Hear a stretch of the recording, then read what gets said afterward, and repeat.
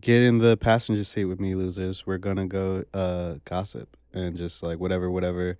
The zoom from the car. Okay, and cue. I'm literally going to use that as the opening of this episode.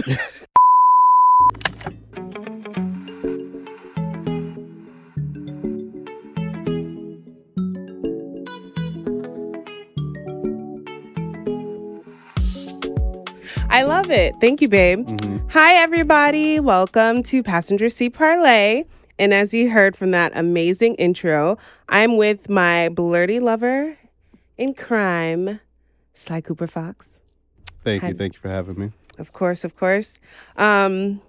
So anyway, we are going to be discussing one of our faves. See, I just try to run off the episode by just like trying to grease by that opening. But let me just go back and actually finish introducing you because this is like weird. It's all good. Go ahead. Yeah. It's your show. This is my boyfriend. Hi, his name is Sean. I call him Sly Cooper Fox. What up, y'all? All right. So now I just have to get nerves. I have to get my nerves out because it's like who I am on this platform is different from his girlfriend. So just trying to find that balance of my feminine, masculine energy right now is just like, meh. But anyway, it's a Blerdy Girl Wednesday. And today we're discussing X-Men 97. Oh, yeah. We just finished that. And mind you, we know X-Men 97 been out. When did it come out? February? March? Yeah, it's been out for a while. Yeah, it's been dropped. However, my boyfriend wanted to finish X-Men seasons. What? You were on season 2. So when we first met, I honestly did not really watch X-Men like that. I remembered it when it was like live when we were younger.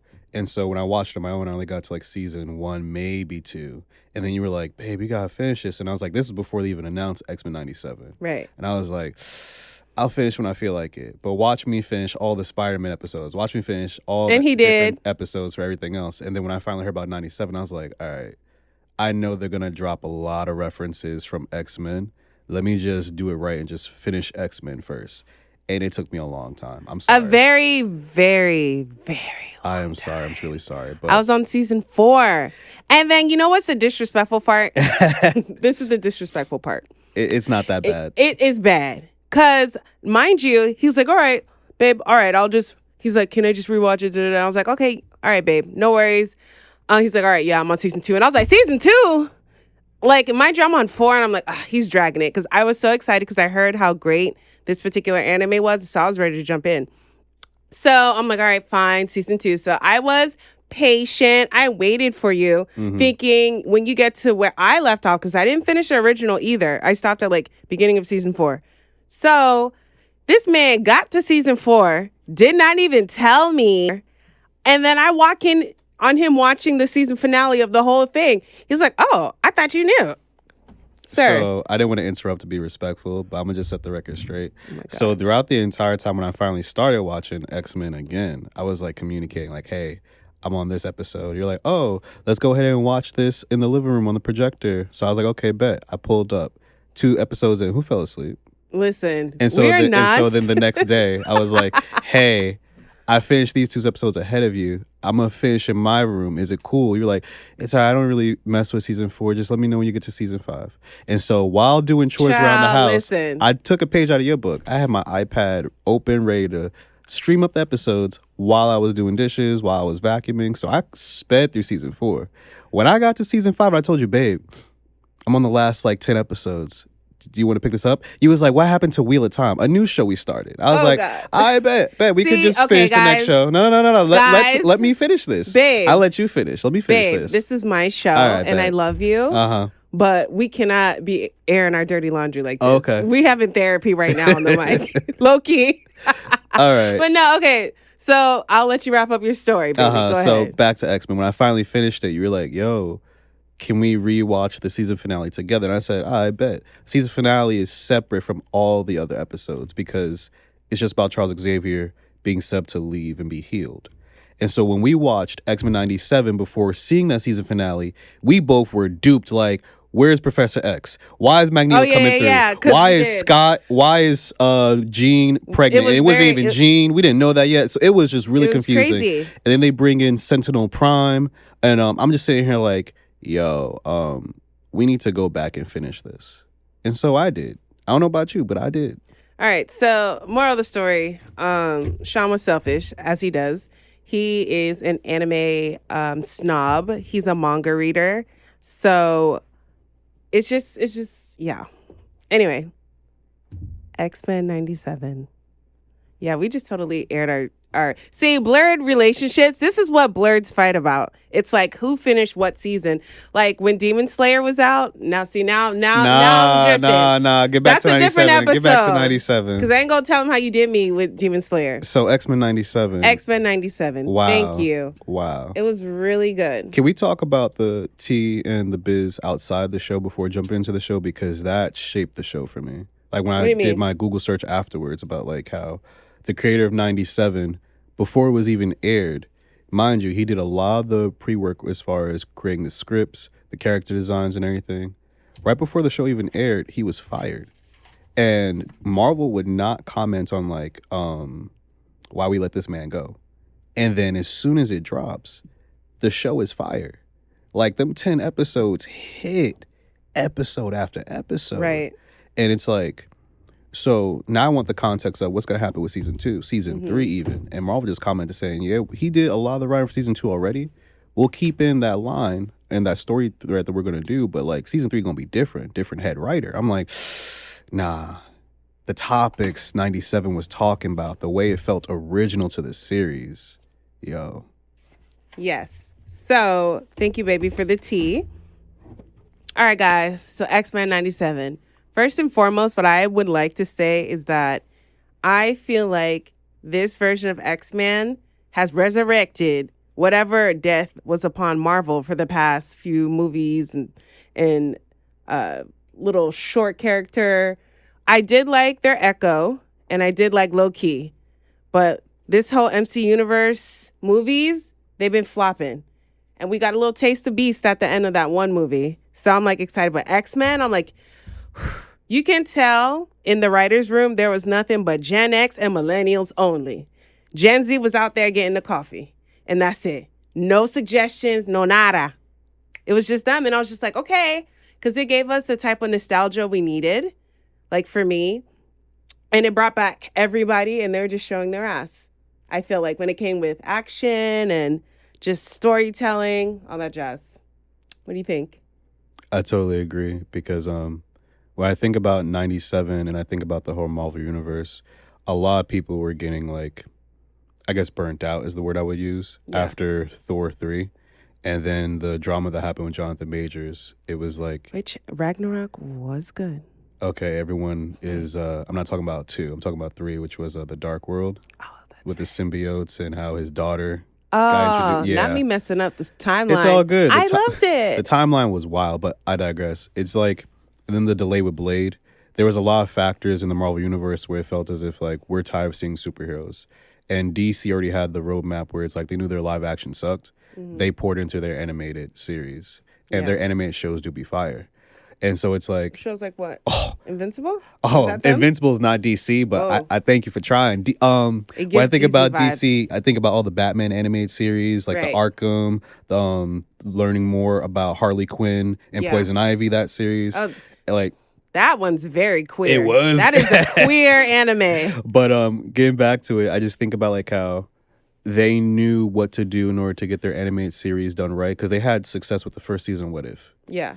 And so now they realize that like if this is what the fans want, and it doesn't have to be some universe imploding or trifecta that's going to really make them feel burnt out because we're tired of hearing about multiverses. Yeah. We're tired of going into space. What do we know is our bread and butter that already works? And that's when the nostalgia factor comes in. Boom.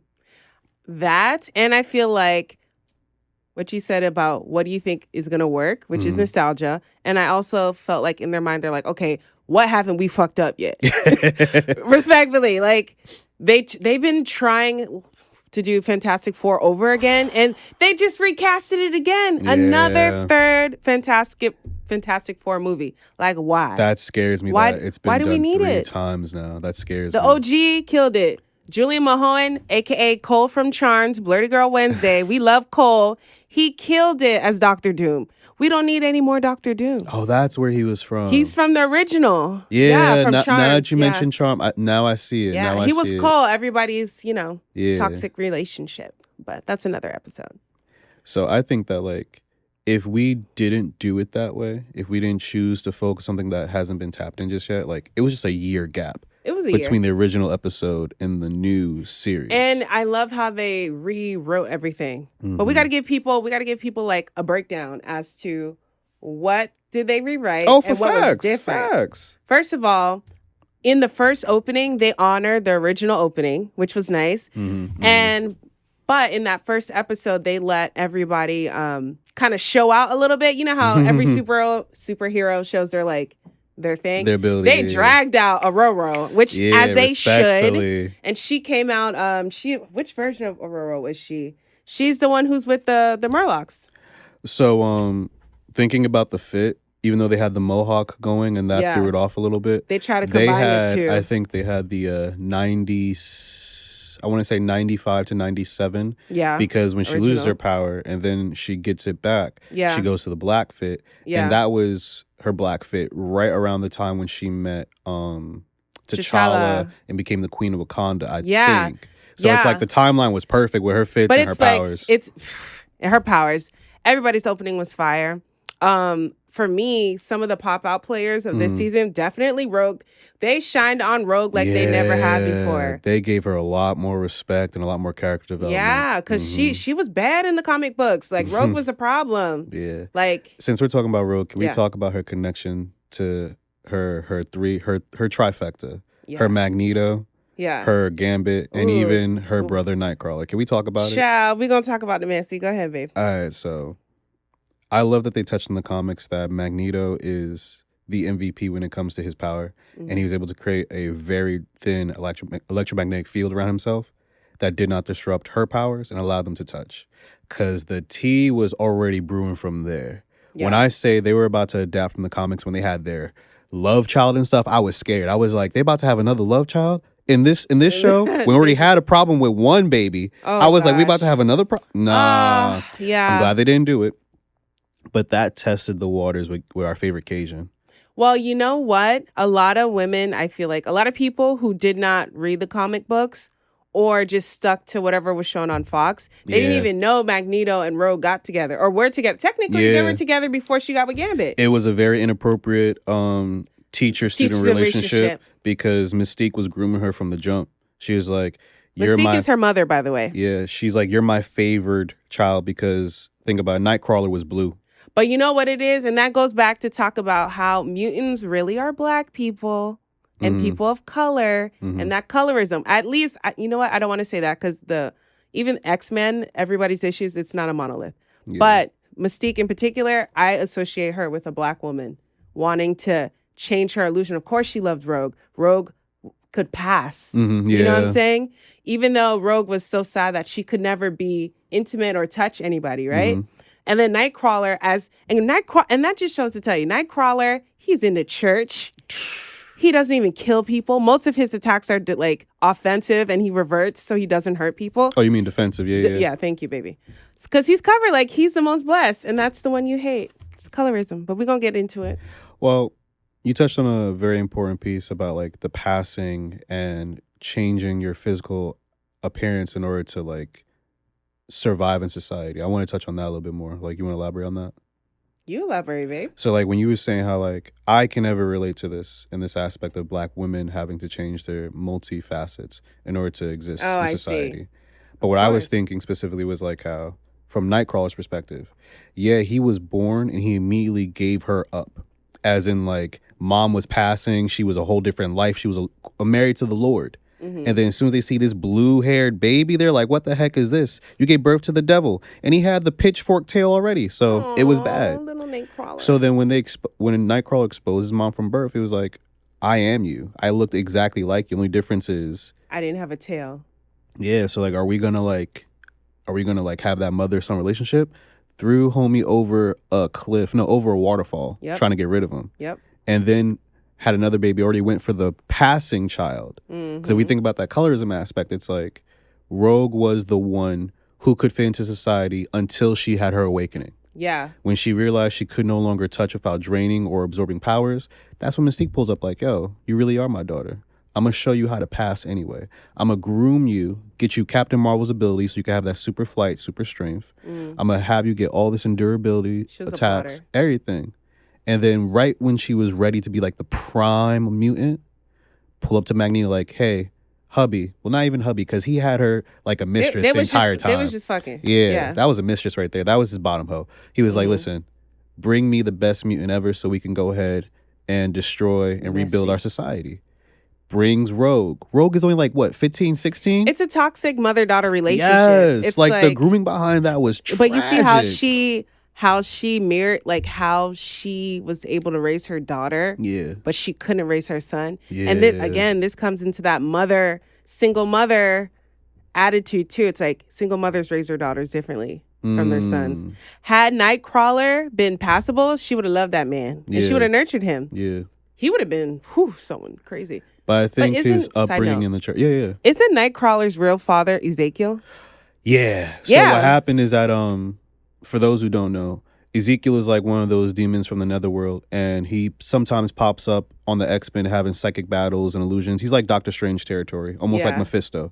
So what Ezekiel did is that like he popped up on Mystique and was like, yo, you want to recreate the Genesis? And was like, what you mean? I'm not about to be like, you God, you the angel touching me and I'm married. Nah. I'm a hoe. I got a track record. Let's get this right. Oh my God. So Ezekiel is like, oh, words you don't care? Bet. Slid through, clapped, and then we have Nightcrawler. I'm just sitting here like, damn. It's you mansplaining X-Men to me. I love it. And the Bible. Don't get me wrong. All right. we covered in the blood in this podcast studio. Speaking of covered in the blood, Nightcrawler was protected because he grew up in a very oppressive society, aka the church. The church. But then he was so into his religion that was his saving grace. Yeah. So when he gave the eulogy for a certain character in 97, I was like, yo, that was beautiful. It was. He was touching on everybody's souls. And think about it. For someone who was exiled, but the only thing that accepted them because they have a quote unquote Christian, even when he was in the church, it would still treat him bad. But because, and we're going to talk about Christians, that's another episode. Yeah. But it's like he found solace in that. So just to kind of. He even brought Wolverine in. Wolverine who lost all hope and faith. He saved Wolverine. Okay. He saved his soul back in X-Men. Nightcrawler was definitely someone that they brought to me. And what I love too that they showcased in this version of 97 X-Men, X-Men 97. You got it. It's giving me like what's that called? Dyslexia. Anyway, I loved how they showcased the sisterhood between Aurora and Jean. That was never showcased before too. Yeah. And it's like, and they also, apart from expanding on Rogue's character and going through like that woman in pain who lost her man, that type of rage versus Jean going through, because Jean went through postpartum. And it's like, it's crazy though. She went through postpartum and she didn't even have the baby. Yeah, it was that psychic link. That that threw me. That was messy. Baby. But when Jean caught Cyclops having a conversation with his Madeline. baby mama. Girl. Yo, it made me. The way Jean. Yo, the humor, the subtext behind that too. Yes. It's like, Jean busted that thing up real quick. Like, what's good? Like, what's going on? Yeah, I was having PTSD for a moment. I was like, wait a minute. Whoa now. Why? Do you imagine about people? No, I don't imagine. I was just thinking specifically, I've seen so many movies like, Baby Boy. Yeah, of course. When you catch the other woman cheating. But that was a very interesting That was a very, very well done episode. I was like, yo, Cyclops, who you going to choose? And he doesn't even know how to choose. Right. Because I'm gonna give you for a the pit stop longest, question. he thought it was the same person. That sucks. It was that messy. Sucks. It's like, but it's like, can you really be mad at Cyclops? Because technically he didn't cheat. No. Like nobody knew when you guys switched. Yeah. But it's kind of like. Did it happen during their wedding episode? Did it happen? That's what I think. During the honeymoon when Sinister had them both. Mind you, that honeymoon was like 10 minutes long. I know. It was 10 the disrespect. It's they crazy. Just left the church. And they addressed it too. Yeah. Like he's like, even Charles was like, yo, I always try to like, give you guys grace to leave. But then you always end up coming back. Yeah. So I understood what Charles was trying to do. And I want to circle back and talk about how they did Charles wrong. All right, pit stop. But pit stop question. Uh-oh. All right. Who do you relate to more in the X-Men series? Like, who do you think you would be if you were transformed into that? Oh universe. wow. Honestly, this might sound very, very sad, but I definitely feel like I would be Morph because the way Morph was disrespected, like Yeah. I resonated with that from the jump. In what way? So for those who don't remember Morph's like background story, in season 1, when he's left behind on a mission, he's captured by either the Sentinels or Mr. Sinister. But I know he's captured at least twice. Yeah. So he's Sinister. captured. Okay. He's no. Remember when they were invading the compound and it was the Sentinel program? No, it was. That's right. So the first time is yeah, exactly. So the first time is Sinister. Thank you. You're welcome. The first time is Sinister. He gets experimented on, and he's like told his entire life prior to that moment was a lie, and that the people you thought you could trust are actually they're wrong. They're the villains. Yeah. They're the ones who don't really love you. Look at how they left you behind. Yeah. Then he spends his time in Scotland. Gaslighted him. Spends his time in Scotland after being reformed by the X-Men because he attacked them and stuff. Mm-hmm. He gets healed. He's in Scotland getting his brain repaired. The first thing he does on the job, he's like, oh yeah, I pulled up. Happy welcome back party. Oh wait, we got a job. We need you right now. Less than 10 minutes later. What's he see on the job after trying to impress his old friend Logan? Sentinels. Homie was experiencing trauma from left and right. Like he just kept getting kicked in the rear. So then when 97 happened and they didn't mess with him as much, he got to get those little quips in, little jokes. He found his happiness again. I was like, yo, I can relate to that because I thought they were going to do him dirty again. I was afraid the entire time from You know what that translates to me? What? Not Valkyrie Rain, but me, your girlfriend. Uh-huh. That means you had some PTSD, some trauma. Yeah. And then you're used to like, being hurt. But now it's like you're healed again. Yeah. And you're experiencing light and you're able to like love and be you again. That's why I fucks with You're Morph. welcome. Oh, thank you. That's why I fucks with Morph. Okay. You're a healed man. I love that. All right, so pit stop. We done with this? Or you ain't trying to be on the highlight? Nah, the like, healing. I got sensitive. The healing. Let's go. The healing. Appreciate Morsh. Now, if you were in this universe, just to kind of stay in the same concept, who would you align with? Apocalypse. From the jump. Bae. I know. I didn't even give you the option. I know how this Apocalypse. sounds. I know how this sounds, y'all. You just want to start over? No. Like Apocalypse has always done his henchmen dirty. You gotta think of that. So mind you, when he got his powers at the very, very end, and he was going through time, and he was pulling people from different timelines and even some universes, I'd be right there with him and Mr. Sinister. Like, so y'all got your own private plans. I'm gonna have my little back pocket plan. And I'm going to pull out the moment I see the X-Men. I don't care. Y'all want me to fight? My comm go dark. I got what I needed from y'all. All right. Deuces. Because Apocalypse had the latest high-tech stuff from different timelines. They even touched on Mr. Sinister in 97 had new tech from different timelines. I'm just telling you. I'm with the winning team with the tech. Pull out. Well, now that your explanation has been explained, the actual question was...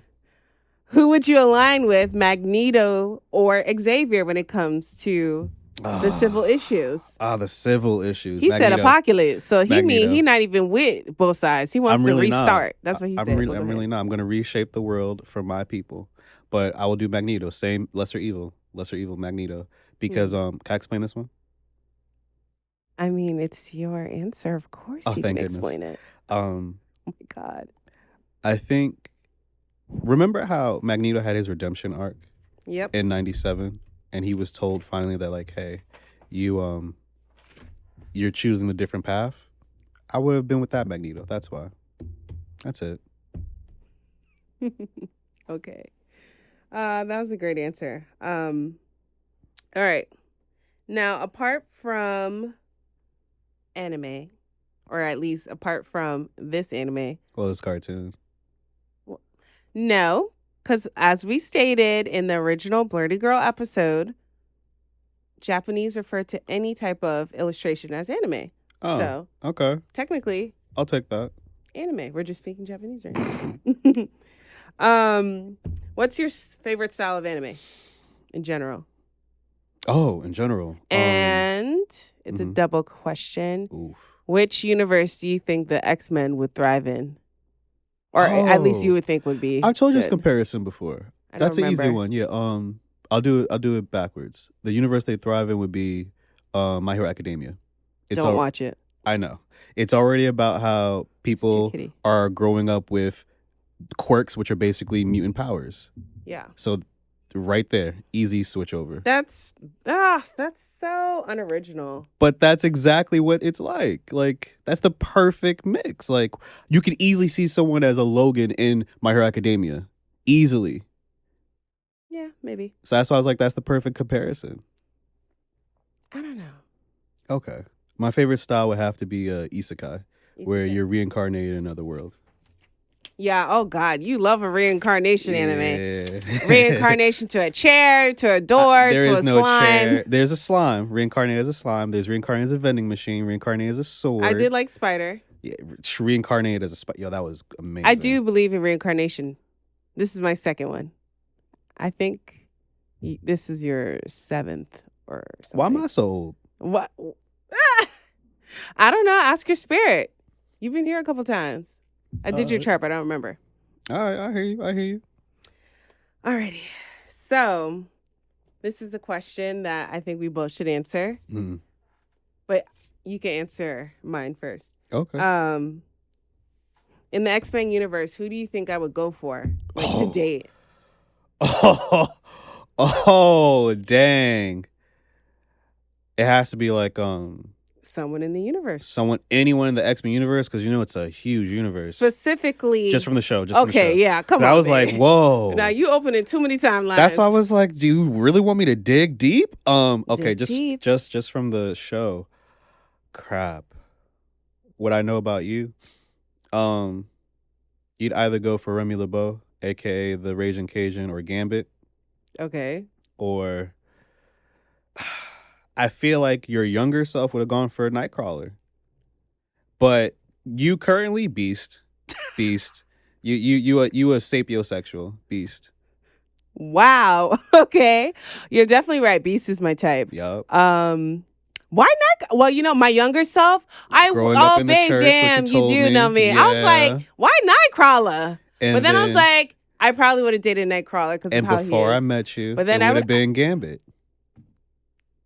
Think about it. Low key. Yeah. Low key. Do I know you? I know you. You know me. All right, soulmate. You good. Yeah. Yeah, it's so true. I probably would have tried to turn freaking Nightcrawler out from the church. I have a thing for that. I don't know. I said what I said. Okay, that's funny. Alrighty. Do you want to know who I think you would go for? Sure. Let's get this. Well, who has the biggest titties? Oh my gosh. Why do you go there immediately? No. I'm kidding. Well, based off what you said today, I would say you would go for Jean, but not Jean. Maybe Madeline. I was going to say Madeline. Can I answer? I didn't think about that. I was like, Madeline. Because Jean, I think you would like Jean's aesthetics because you made a comment about my red hair. Because I know you like this color on me, by the way. Wink, wink. That. And, but you don't like that goody. Oh. You like a bad girl a little bit. A little saucy. So I'm like, yeah, Madeline. And I also think you would go for Aurora. That's the queen right there. Of course. I would always admire from afar. I would hope for that timeline that Logan had with her. I would hope for that. But you give me Forge energy. If I was going to put you in, you give me Forge energy. Like, can we clarify something? Are you saying I would go for Madeline, Aurora, and Forge? Or are you saying I come off as Forge from 97? I just want to clarify. Oh my God. No Diddy. What the heck? Okay, thank you. Because I was like, whoa. Babe, I said, but I'm like, when you give me Forge energy, I was... 97 Forge, because X-Men Forge was a douchebag. Yeah, no. 97 Forge, I'm like that. I could see Sean being that there. Yeah. Like, I respect that. And honestly, I relate more to, which is very interesting. As a kid, I initially didn't relate to Aurora. And I think it's because of, I don't know why. But of course I liked her because that was like my first black cartoon. Hell yeah, I love fucking Storm. I never fucked with Jean. Even now, I fuck with Madeline, the Goblin Queen. That's my girl. I might cosplay her actually. But I always connected more with Rogue, like being there but not being quite like understood. And that's again childhood drama, predominantly white area, little black girl. It's coming out. Uncomfortably Black, Valerie's origin story. Segue. We're going to go ahead and discuss that towards the end of the podcast. But yeah, that's pretty much same. It's always related to Rogue. That's fire. Yeah. Who do you relate to more? I already told you. Morph. Oh, you did tell me. Yeah. Oh my God. I'm tired, baby. This is why I had my mushroom coffee. I know. I'm really tired. I don't feel well, guys. Would you like a sip? No. Oh, okay. It's all mediocre and dry now. All right, I'm going to wrap this episode up, baby, because I think we're done. Aw, I love talking about Marvel. I know you do, and babe. anime. You brought in the anime pit stop. Baby, I was like, word? Honey, I need to book a 2-hour slot for you. I'm learning that because Sean is an educator outside in the Matrix. So he's really good on, like, he's a teacher. And first of all, anime is his shit. Like, oh, that's my bread and butter right there. Yeah. But then when you told me we were going to talk purist. about, like, X-Men and cartoons, I was like, can I bring in Spider-Man just one time? Look, he's like, first is like, Can I babe, get- I was can I supposed to get a record 2 harmful plug? episodes today, and now I can't. Oh, I'm sorry. But you had fun, and I'm glad you came, Sly Cooper Word. Fox. Word. And I promise, guys, we don't argue this much in life. This was arguing? I thought this was just a conversation. I know, we're just being us, but I'm like, Oh. this is me. This is my feminine wanting to protect our relationship and us. And I'm just like, oh, the outside energy's in my hot rocks. Well, I might post this in 6 months. Who knows? well, thank you for allowing me to share this space with you. This was really a pleasure. Oh, of course, babe. You can share any space with me. Okay. Yeah. But definitely, we need to do our own show. Oh, God. Like, honestly, Sean and I have watched so many good animes, live actions that we gush about, that we loved, that we just haven't had a chance to, like, I'm just going to start recording us watching stuff so we can just get it live. Oh, okay. And, like, when it's, like, fresh. I bet. It's like you're still high off the high. Like, Echo, right? Yeah. Loved Echo. We need to do a whole segment on that. That's the Native American. And Sean's like Navajo, aren't you? Blackfoot. Well, I'm actually Blackfoot / Cherokee on my father's side, going back only 2 generations. So there you go. So we got to go respect his people. Them, they were really good. Yeah. What else did we watch? Well, obviously he put me on to Demon Slayer. Like, oh, that fun was fact! They just released the new live action theatrical release of the original season 1 of Demon Slayer. I think it might be Mugen Train season, or it might just be season 1. But it hit Crunchyroll last night. I was like, ooh, we might have to watch the live action Demon Slayer now. Oh, most definitely. I just hope they don't fuck it up. Wait, who's doing the live action? It's on Crunchyroll. Oh, okay. Well, we'll see how that goes. And I do have one last little pit stop question to ask you. I bet. I guess it's the last pit stop. Let's go. What are we doing after this? Getting coffee. Bet. And a massage. Okay. TLC day. Heard you. Yeah. Let's see. What's a trope in anime that you particularly enjoy or dislike? Oh my gosh, that's a loaded question. I could be here for another half hour. Well, baby, we got 10 minutes, so let's go. Sometimes I dislike it, and sometimes I'm just like, okay, well done, sir. It's when we have unnecessary fan attention grabbers, where it's like, let's say we're watching a completely kiddie show, but then all of a sudden we gotta have like that adult moment where someone is flashing their cleavage or something, or an inappropriate dirty joke. I'm like, you're ruining the innocence of the show. Like, what you doing here? We don't need fan service all the time. And then I think about, like, if I remove the fan service from the show, how much of the show is really about the plot, about the characters, about the character development? If it's less than 60%, it's not a good show. So sometimes that fan service alert is like a flag for me, like, okay, is this a good show with it or without it because of it? So sometimes I dislike it, sometimes I like it, because it's a good indicator how the rest of the show is going to disappoint me when we get to season finale. Like, so honestly. You're so loyal to anime that even if you don't like it, you're going to finish it. Because I want to see if it surprises me. No, I want to see if it surprises me. Oh, you give it a chance. Yeah, some shows I'll give a chance. Some shows I'm just saying, like, 4 episodes in, why did I waste my time? You want to hear a secret? Go ahead. I feel like anime's for the low-key perverted. You've told me this before, so it's not a secret to me. But hey, y'all, I'm so sorry she said that. Like, it's not. Nah, come on. Because once you get up there on certain anime watchers, if y'all know, y'all know. Okay. Some things just be a little bit side-eye. I'm going to flip it and give you the American version. There are some shows that don't need to exist that are just extremely out there. Like? Remember how drawn together from Drawn MTV. Together? That was a stoner classic. Okay. So how would you rank that? Because that's very inappropriate, and it's But an babe. animation showing some very adult scenes. Okay, let's take it another step Okay. further. Big Mouth, which should be educational. It is should educational. Be educational, is very inappropriate for children under a certain age who Well, aren't able to digest that content. Well.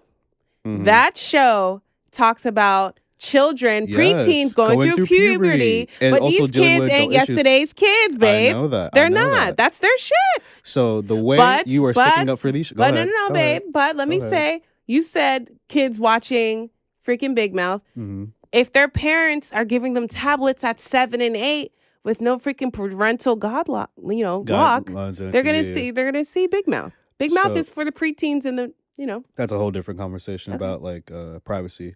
But what I'm trying to get at is that the way you're sticking up for those shows that are animations that also address adult types of issues and situations is very similar to how you feel about some animes that Okay. issue adult situations and content. It's very, very similar. You're sticking up for the American version. I'm out here on a ledge like, yo, you like the sticking up for American Japanese. version. I'm not sticking up for the Japanese version. I'm just saying. A spade is a spade. If you like that, you could like this. Just don't be acting that way just because I'm from their culture. America and I'm proud. Yes, because your culture is influencing what you're watching. True. It's the starting point because you're getting those references because you grew up like this. You understand it and can appreciate it. You didn't grow up in Japan. You didn't grow up in those countries. But the Japanese, they're It's the most uh-huh. repressed. They just don't walk up to people and start grabbing their titties. This and is very, very think true. about how many animes. First of all, y'all seen the pictures. I have the perfect anime titties. We already know this, right? How many times have you seen an anime character fall into a girl with big ass titties and it's just stuck in the titties? That doesn't happen in Japan. In American shows, it's also happened multiple times. Not as much as the animes. Goku did it. Mangi. Who else did it? There are so many that do it. Thorfinn. I think someone had their face and titties. In I'm just Thorfinn. saying there's so many that happen. I'm just saying. Because it's a thing. I'm just saying. All right. The same way you're going to give the American version respect, you can apply that respect to other right. shows and other cultures. It is clear, ladies and gentlemen, that when we have Blerdy Girl Wednesday, Sean needs to come on a separate day. Yeah. Because the way we are fighting on this mic over these animes, and it's all love and it's all fun. And this is what I love about the blurred culture. Mm-hmm. It's like it just allows people to just love what they love unapologetically. Like, this is blurred love, y'all. This is what we fight about. We don't fight about you buying me a fucking Bottega bag or some shit like that. We're fighting about whose anime is better. That's the a bar. writing. That's a bar. Like, why didn't you go to buy the con tickets for me? Like, well, first of all, I'm still mad I missed Brooklyn Con again twice because nobody wanted to go. I had family in town and we were all supposed to go because last year I bought tickets and I was like, I don't want to go. I'm on my period. I feel miserable. Blah. And we didn't go. So then I didn't go this year because everyone else was tired from like walking around and stuff. Mhm. Next time I'm going by myself. I was Bet. so upset. But yeah, we need to go to more cons, babe. Heard you. All right. So anyway, we're gonna wrap up this episode of Blerdy Girl Wednesday. I don't even know if it's gonna be. It's. We need to name the show, babe, because this is gonna be a thing. Oh, okay. It has to be a thing. Oh, okay. Oh yeah. I'll pencil you into my schedule. Oh, excuse me. We don't. Okay. New segment coming out with Sly Cooper Fox. This is Valkyrie Rain. Go ahead and like, follow, subscribe, and tell your friends. Enjoy your day. Bye.